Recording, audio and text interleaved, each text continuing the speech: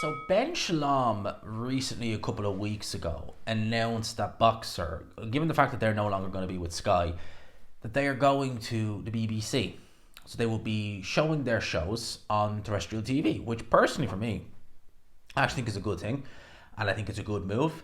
Before I follow up with what I'm going to talk about, have a look there on screen if you could. Hit the like button, hit subscribe, hit the notification bell. It's been a particularly good few days for views and subs. Let's keep this thing going. Let's keep it moving forward.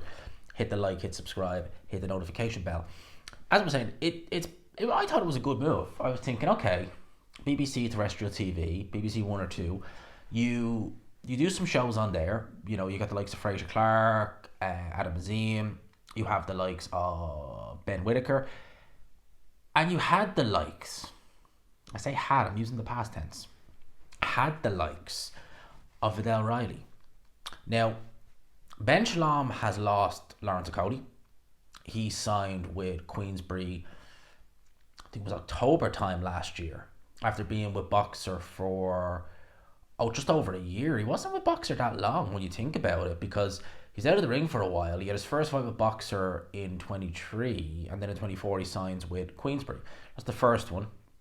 He then loses, obviously, Joshua Boazzi.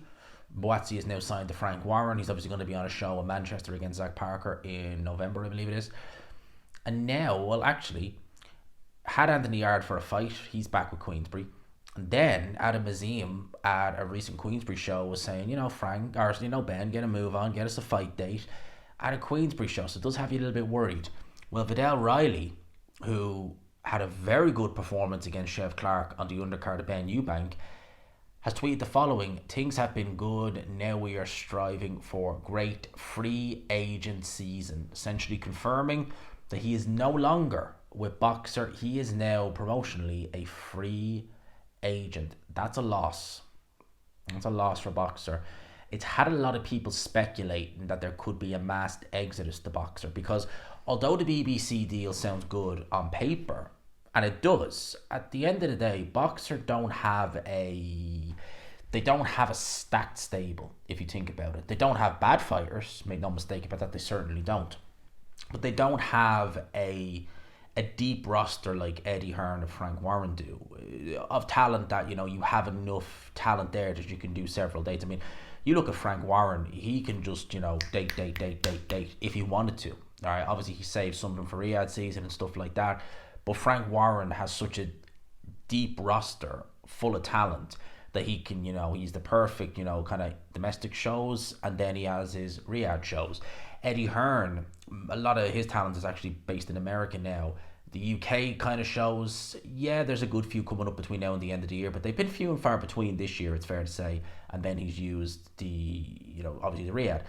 Ben Shalom, I mean, over the last, I want to say year, the Sky shows have just fallen off the face of the earth. You essentially had, was it March or April? It was April time. You had Ben Whitaker, who went 2 rounds against Liam Cameron, and you're thinking, get him out quickly, you can go again, and there's no dates. That's not good, especially for fighters who are young in their pro career, which Ben Whitaker is. He is still a prospect at the end of the day. He needs to be getting dates. And it does have me wondering, even though he's gone to BBC, which you would think for someone like Viddal Riley, it's a great opportunity to get their name out there on terrestrial TV to a big audience. Because as I said, you do a show on the BBC, you're getting millions upon millions of viewers. Millions. Viewership will be through the roof on a Friday or a Saturday night on the BBC, prime time. No commercials, no ad breaks. It'd be brilliant. But then a lot of people, Eddie Hearn, have been speculating that it's only going to be a couple of dates a year, which you're kind of like, oh, well, that isn't good. Especially, again, Viddal Riley wants to make hay while the sun shines. Adam Azim wants to make it. You get what I mean? Although they're young in their pro careers, they don't want to be fighting once or twice a year. They want to be getting out. They want to be getting active. They want to be improving. It's no use fighting once or twice a year. If, Canelo Alvarez can do it, Alexander Usyk, the Joshuas, that they can do it. Viddal Riley can't do it, So this has a lot of people speculating that although Shalom has signed this BBC deal, could we now actually be seeing a mass exodus of Boxer? And if we do, what does that mean for Ben Shalom and Boxer? What does that mean for this BBC deal? I mean, it's all well and good if he gets 3 dates a year. I mean, if you Fraser Clark, yeah, you get him, he's not going to go anywhere. But what does it mean if we start seeing other fighters go and jump ship? All right, it could be a big problem. And for me, the red flags with Ben Shalom have always, well, I say always been there. He started out quite well. He didn't start with a big, who's who of talent. He was brand new, but although Sky did roll out the red carpet for him.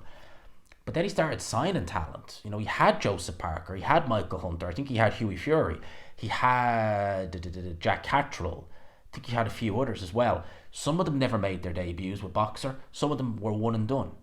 Now, whether he was signing a one-fight deal or not, I don't know. But it's not a good look when they're not resigning. It's not a good look when they're coming and then immediately going. That's not a good look. As for Viddal Riley, he's going to be a hot free agent now. Because that last performance he did against Chef Clark, it definitely opened a lot of eyes. I was never the highest on Viddal Riley, I have to say. I was a bit kind of 50-50 in my head who would win that fight against him and Chef Clark. Boy, it was not a 50-50 fight in the slightest. So he's going to be highly sought after. I would say from the outside looking in, if you're a domestic cruiserweight, you probably would be, because if you think about it, Eddie and Frank are both on the zone. You're not going to go stateside, you would imagine. If I was looking at this and I was managing Viddal Riley, I would say probably would be maybe best sign with Hearn, maybe. Although Frank is the guy Frank is the man in British boxing. He is the he's the Don. That Frank Warren, he is the man. He is the go-to guy in British boxing who you want to see. But I'm just thinking about it stable wise. Eddie, I think, has more cruiserweights. He certainly has Jay Apataya. Stay away from him for right now.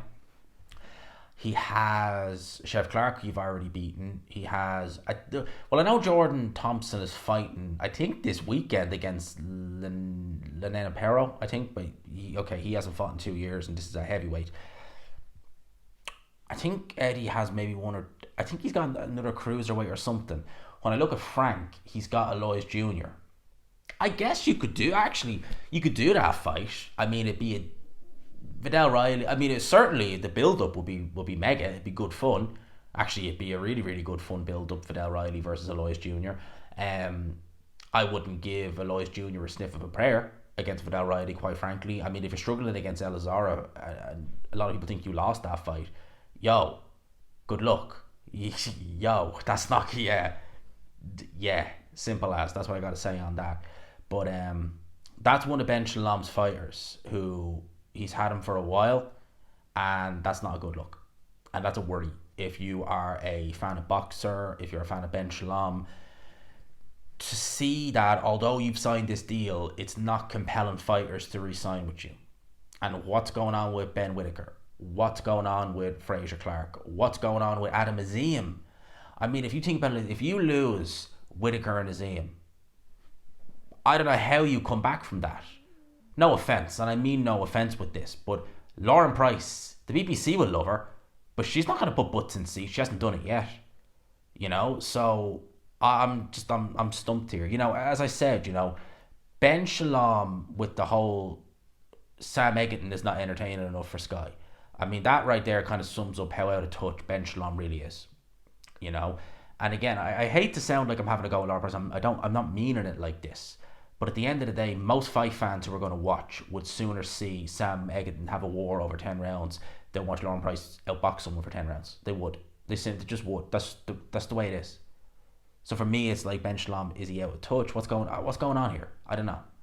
So yeah, it's a worry for Ben Shalom, I would say, that you've lost Viddal Riley, and God only knows what might happen next. God only knows. Because we don't even know about this show yet. We're hearing it might be to the end of September, but we're hearing absolutely zilch. We're hearing nothing. We haven't heard Ben Shalom do anything, statements, interviews, etc. You would want to reassure your stable. You would want to reassure the people like me who are asking the questions that all is okay. And yet we're seeing Joshua Boazzi leave. We're seeing Viddal Riley leave. Or certainly not re-sign. I think Boazzi's been afraid for a while, but he wasn't compelled to re-sign now, was he? So what's going on here? I'm going to ask that question. Let me know your thoughts in the comment section below. I hope you enjoyed the video as always, people. If you could, smash the like button, hit subscribe, all of that good stuff. Until next time, peace.